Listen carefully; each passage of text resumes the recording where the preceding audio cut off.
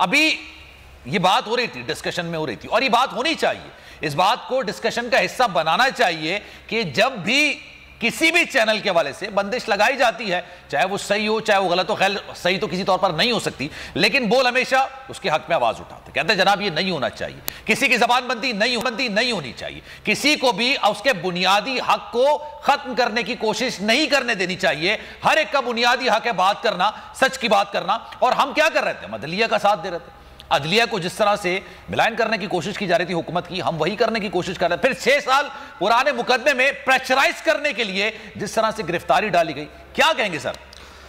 سلمان، ہم سنتے آئے ہیں کہ اتحاد میں، اتفاق میں برکت ہے، مٹھی اگر بند ہو تو اس کو کوئی توڑ نہیں سکتا، مکہ بن کے کسی کا منہ توڑ سکتی ہے۔ پرابلم کیا ہے؟ پرابلم ہمارے اپنے صحافیوں کے اندر ہے۔ جب خون منہ کو لگ جائے نا تو آپ یہ سوچتے نہیں ہیں، دیکھتے نہیں ہیں کہ آپ کے برابر میں بیٹھا ہوا آپ کا بھائی برہنہ ہو چکا ہے۔ آپ یہ نہیں دیکھتے ہیں کہ آج وہ والا فلکس میں ہے تو کل دوسرے والا فلکس میں ہو سکتا ہے۔ آپ یہ نہیں دیکھتے ہیں کہ آج میری باری ہے تو کل اس کی ٹرن ہو سکتی ہے، بلکہ مذاق اڑاتے ہیں اس کی، اور مذاق اڑایا جا رہا ہے، تضحیک کی جا رہی ہے، جسٹیفائی کیا جا رہا ہے۔ اصل میں معاملہ صحافت کا نہیں ہے، کارپوریٹ کلچر کا ہے۔ اس کارپوریٹ کلچر میں ہر بندہ اپنا بزنس بچا رہا ہے۔ اس بزنس بچانے کی اگر تمام تر صحیح میں شعیب شیخ صاحب چاہتے تو میرے خیال میں اشتہارات کے انبار لگ چکے ہوتے۔ آج ہمیں ایک خود مختار چینل بنانے میں شعیب شاہ کا جتنا کردار ہے اور جس طرح ہماری ایڈیٹوریل پالیسی اتنی انڈیپینڈنٹ ہے، میں اکیلا، آپ، عمران ریاض، سمی صاحب، کوئی کچھ نہیں کر سکتے اگر شعیب شیخ صاحب نہ چاہے۔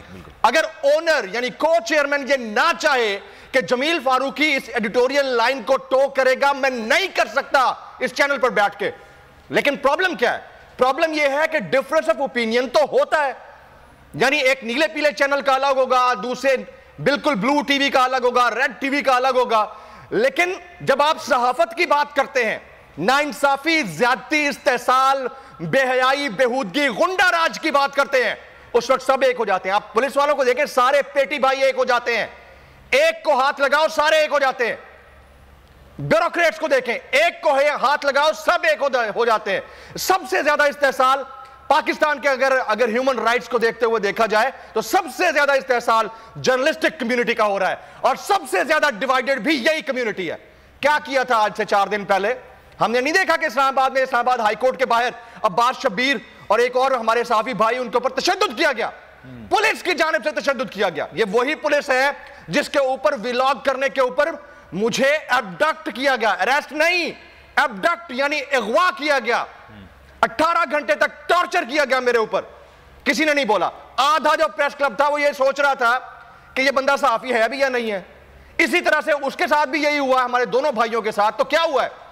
ہائی کورٹ ایسوسی ایشن جو میڈیا کی ہے، اس نے وزیر قانون وفاق کے اعظم نذیر تارڑ صاحب ان کو ایز اے چیف گیسٹ بلا لیا۔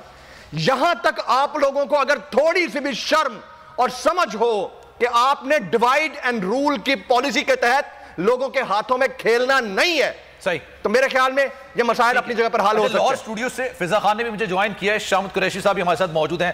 شاہ صاحب thank you so much for your time. Sir یہ بتائیے گا، ایک اور گرفتاری اس حکومت میں، اور وہ گرفتاری 6 سال پرانے مقدمے میں ہوئی ہے، اور بڑے مزے کی بات ہے کہ نہ اس میں کوئی گواہ ہے، نہ ہی کوئی ایسی چیز نکل کر سامنے آئی ہے جس کی بنا پر گرفتاری ہوتی، لیکن گرفتار کر لیا گیا۔